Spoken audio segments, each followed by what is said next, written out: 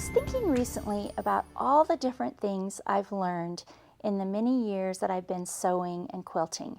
And I was asking myself, what are the things that I wish someone had told me right up front? And so as I thought through that list, I came up with 5 top tips that I really think everyone should know. They're fairly common things, but surprisingly many people aren't aware of them. So I want to share with you today my top 5 tips that I've gleaned over about 4 decades of sewing. The first thing I want to talk to you about is stitch length on your sewing machine. Stitch length is gauged in 2 different ways. On older machines, generally, you'll see that it's gauged as stitches per inch.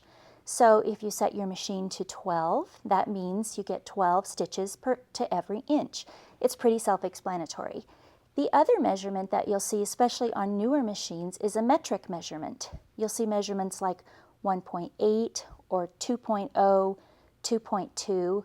And I have to say, even though I've been sewing for a long time, I never understood what those meant until fairly recently. If you look here on my ruler, I have a ruler that shows both millimeters, and on this side it shows an inch. Between 11 and 12 here is 1 inch. So you can see that in 1 inch there are about 25 millimeters.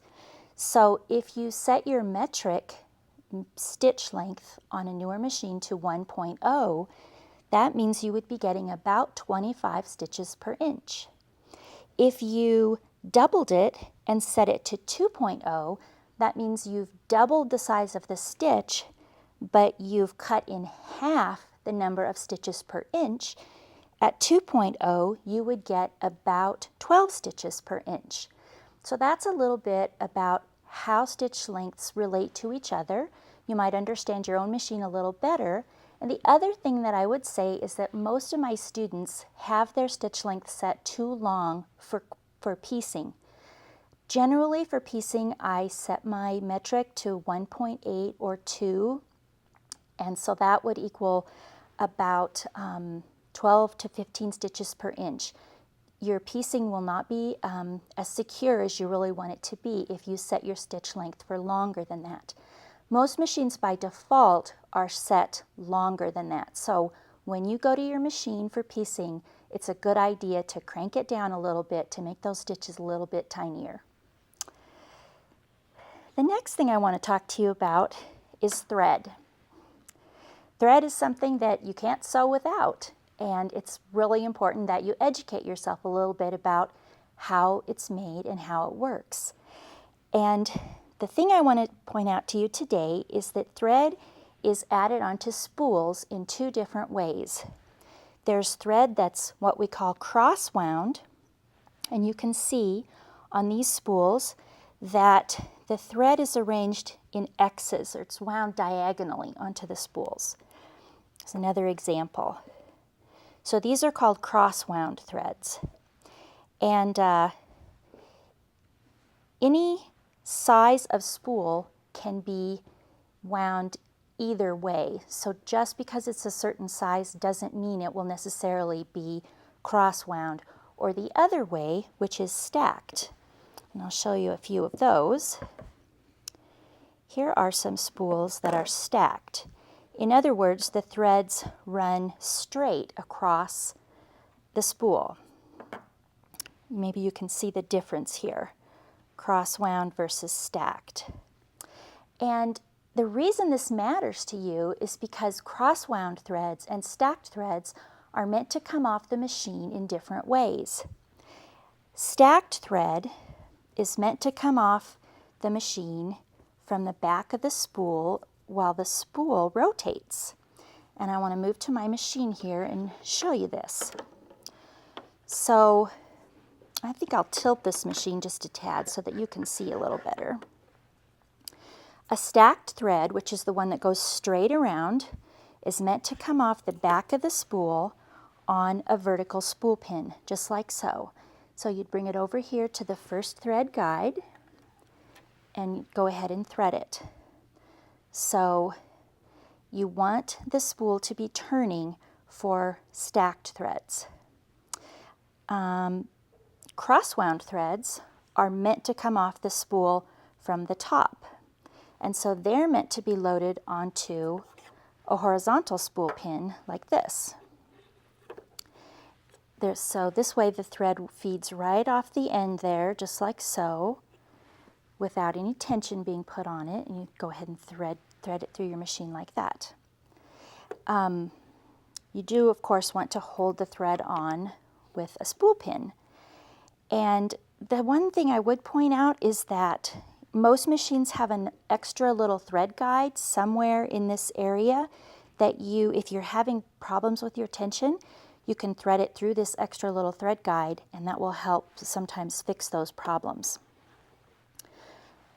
Another thing that you might run into is you may at some point have to use a stacked thread on a horizontal spool pin. You may not have a vertical spool pin. So the way to cope with that, or to compensate for the problem that you'll run into, is to use a spool cap that's a little bit larger than the spool itself. What that does is, you know that little nick in the top of the spool where the thread can be caught so that it doesn't make a mess in your sewing drawer? That can cause problems because that thread will catch on that little nick. So by putting the spool cap on the spool and the thread, even though it's stacked, it'll wind off the end of the spool like so, and it won't get caught on that little nick. So that's a way to compensate in case you need to use a stacked thread on a horizontal spool pin. Something went flying. The other thing that you can do to help with some thread issues is to use a thread stand. And you can actually use something as simple as a coffee cup, where you would just drop a crosswound thread into a coffee cup, and you'd set it behind your machine, and then it'll feed right up to your first guide and on through your machine. It'll feed right off the top of there without any problems. The thing to remember is that you want it to feed as much as possible without putting any tension on the thread. So your thread stand can be as simple as a coffee cup, or it can be something that's actually made to hold thread like this. So you can see that this has both a vertical and a horizontal spool pin, and you can set it behind your machine, and you would thread it right up here through these little guides and then on into your machine. So sometimes if you're having problems with thread or problems with tension, a thread stand is the way to go. One thing I've always remembered is I talked to a sewing machine tech once, and I had some time to ask him some questions that I really wanted to know the answers to. And he said, you know, ladies always think that the tension is their problem, but you should always remember TNT, thread, needle, tension. He said usually if you'll rethread your machine or try a different thread, usually your problem is with the thread. Secondly, he said try the needle. Use a different type of needle, use a different size of needle, or just put in a new needle. And lastly, your problem could be tension if it's not thread or needle. So always remember TNT for thread, needle, tension. On to the third thing that I wish someone had told me sooner. We hear a lot about the grain of fabric, the crosswise grain and the lengthwise grain. You can see on this fabric, lengthwise grain runs along the selvage, so we're talking about these threads. And crosswise grain runs this way, perpendicular to the selvage. And the threads that are put on a loom that run lengthwise are the warp threads, and they're much stronger than the weft threads, which run this way. So these are the warp threads on a loom, and these are the weft threads. And the reason that matters to you is because there's a lot of difference in the amount of give or stretch that this type of fabric has between the crosswise and the lengthwise grain. If you unfold a length of fabric and you give a little tug on the lengthwise grain, you can see there's not much give. a little, but not a whole lot. If you go to the crosswise grain and give it a little tug, you can see we get a lot more give. So what does that mean for quilting? It means that anytime you're cutting strips, if you can cut them along the lengthwise grain, they'll be much more stable. They won't give you as much trouble with stretching. Your piecing will improve immediately if you're just aware that the lengthwise grain or the warp threads have much less stretch than the crosswise grain. Moving on to the fourth tip is something that will save you a lot of time. A really popular technique is something called stitch and flip. When you're required to sew from the corner of a square, one corner diagonally to the other corner. And in the old days it said mark the square from corner to corner and then sew on the mark. Well, if you're making a king-size quilt and you have to make 1,687 of these, that's daunting. Who wants to do that? So what you can do, instead of marking on the patch, is you can actually mark on the sewing machine. And this is one of the handiest things you'll ever learn. You can use masking tape, or blue painter's tape is great because it shows up really well. This is an artist's tape, and because it's white, I might actually take a marker and just color the very edge of that tape, because that's all I'm going to need to see is the very edge. So I've just added a little color there. And then what you want to do is place this on your machine straight out from the needle. You want this black line or this black edge to be straight out from the needle towards your belly. So ordinarily you would sit in front of your machine to do this, and you could see clearly that you were coming straight.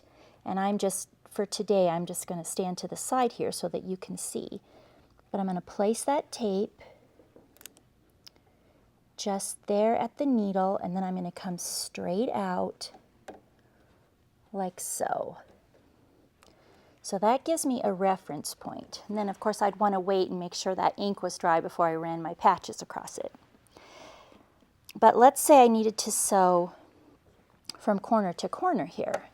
I'm going to start my patch up underneath here, put it right under the needle, and I'm going to have this little corner here right on the edge of the tape on the black mark. And then I'm going to proceed to sew straight across there by running this corner right up that black mark. So I can sew a perfectly straight line across that patch, and I haven't had to mark the patch. This will save you time immensely. You will be really glad you know this tip.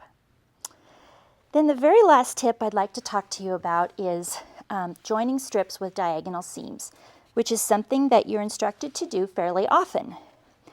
And if you've ever done this the wrong way, you'll remember it. But there's an easy way to remember how to do it correctly, and that's what I'd like to show you. So you want to sew so that you're joining these end to end. So what you want to happen is that it becomes one long strip. So if you've ever been unsure of which way to sew, sometimes you sew this way, pretend that this pin represents the seam, and then you open it up and suddenly that's not quite what you were after. So the way to remember that you need to sew from this corner to this corner is if you kind of think of these as streets, each strip is a street, and here you have a dead end street, and here you have a through street, and here you have a dead end street and a through street. Or you can think of it as a short piece and a long piece, a short piece and a long piece. So you want to sew from long and short diagonally across to long and short. If you sew right along here, from the dead end and the through street to the dead end and the through street, your strip will be just right every time. So I hope that next time you tackle some projects, these tips will come in handy for you and will make your life a little bit easier.